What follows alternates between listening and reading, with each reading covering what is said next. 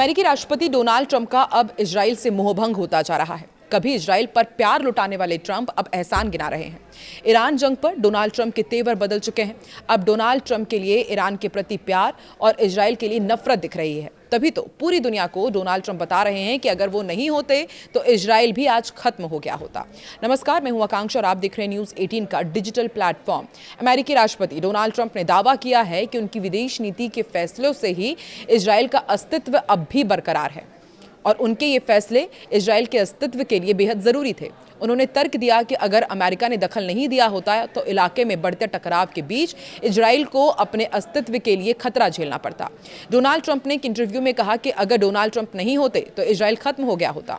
उन्होंने दावा किया कि उनकी सरकार की सैन्य और कूटनीतिक कार्रवाइयों ने मध्य पूर्व में शक्ति संतुलन को पूरी तरह बदल दिया। उन्होंने अपनी बात को सीधे ईरान परमाणु समझौते से पीछे हटने के अपने फैसले से जोड़ा, जिसकी उन्होंने बार बार बुनियादी तौर पर खराब होने के लिए आलोचना की थी।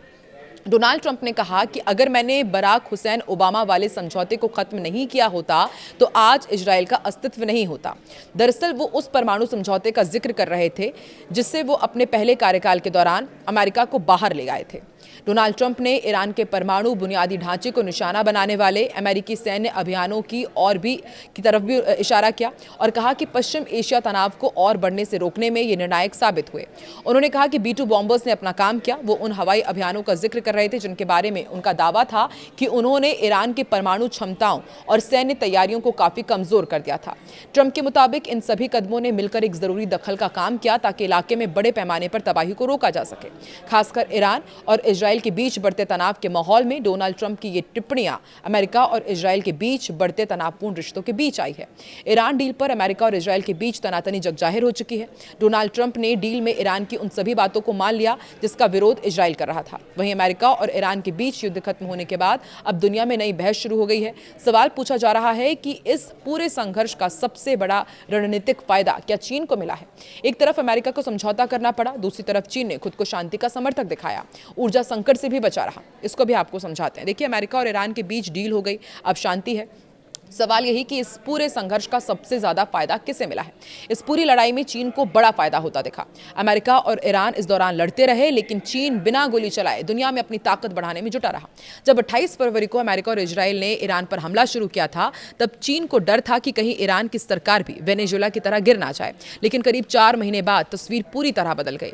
ईरान की सरकार बची रही, अमेरिका को समझौता करना पड़ा और चीन खुद को शांति का समर्थक बताने में सफल रहा। और सबसे दिलचस्प बात यह रही कि अमेरिकी राष्ट्रपति डोनाल्ड ट्रंप ने भी चीन के राष्ट्रपति शी जिनपिंग की तारीफ कर दी। G7 सम्मेलन में ट्रंप ने कहा कि चीन पूरे युद्ध के दौरान तटस्थ रहा और उसने ईरानी बंदरगाहों पर अमेरिकी नौसैनिक नाकाबंदी को चुनौती नहीं दी। ट्रंप ने कहा कि राष्ट्रपति ने मेरी मदद की, उन्होंने कोशिश की और मुझे लगता है कि उन्होंने इस मसले को सुलझाने में भी मदद की है। दरअसल युद्ध के दौरान चीन ने एक संतुलित रणनीति अपनाई। उसने अमेरिका और इजराइल के हमलों की आलोचना की लेकिन ईरान से तेल खरीदना भी जारी रखा। साथ ही अमेरिका, खाड़ी देशों और ईरान सभी से बातचीत के रास्ते खुले रखे। इस दौरान कई बड़े नेता भी चीन पहुंचे। इसमें खुद डोनाल्ड ट्रंप, ईरान के विदेश मंत्री अब्बास अरागची और पाकिस्तान के नेता भी शामिल हैं। और एक्सपर्ट्स भी मानते हैं कि इससे चीन ने दुनिया को ये संदेश देने की कोशिश की कि जब दूसरे देश युद्ध में उलझे हैं तब वो बातचीत और शांति की राजनीति कर रहा है। युद्ध के दौरान दुनिया भर में तेल संकट की आशंका पैदा हो गई लेकिन चीन पर इसका असर दूसरे देशों की तुलना में कम पड़ा। इसकी वजह उसके बड़े रणनीतिक तेल भंडार और इलेक्ट्रिक वाहन और ग्रीन एनर्जी पर किया गया निवेश माना जा रहा है। एक सवाल ये भी पूछा जा रहा है कि क्या अमेरिका की ताकत कमजोर पड़ रही है।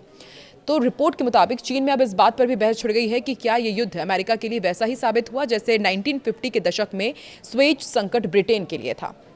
दरअसल इस संकट के बाद दुनिया में ब्रिटेन का दबदबा कमजोर पड़ गया था। चीन के कई एक्सपर्ट्स का कहना है कि ईरान युद्ध ने यह दिखा दिया है कि अमेरिका पहले जैसा सर्वशक्तिशाली तो रहा नहीं है। युद्ध के दौरान उसके कई पारंपरिक सहयोगी भी खुलकर साथ नहीं आए। इससे अमेरिका की अगुवाई वाले गठबंधन में दरारें साफ दिखाई दी। वहीं अमेरिका और ईरान के बीच हुए युद्ध विराम समझौते के बाद अब दोनों देशों के रिश्तों में आने वाले दिनों में कई बड़े बदलाव देखने को मिलेंगे। तो ऐसे में यही सवाल कि क्या चीन एक बार फिर से पूरी दुनिया में सबसे शक्तिशाली देश बनकर उभरा जिसने इस वॉर में भी खुद को बचा करके रखा और आने वाले दिनों में ईरान और अमेरिका के बीच जिस तरह से समझौता हुआ है इसका इजराइल पर कितना नेगेटिव इम्पैक्ट पड़ेगा और क्या अमेरिका और इजराइल के बीच एक नए मोर्चे पर युद्ध की शुरुआत होने जा रही है। आपको क्या लगता है, कमेंट सेक्शन में जरूर बताएं।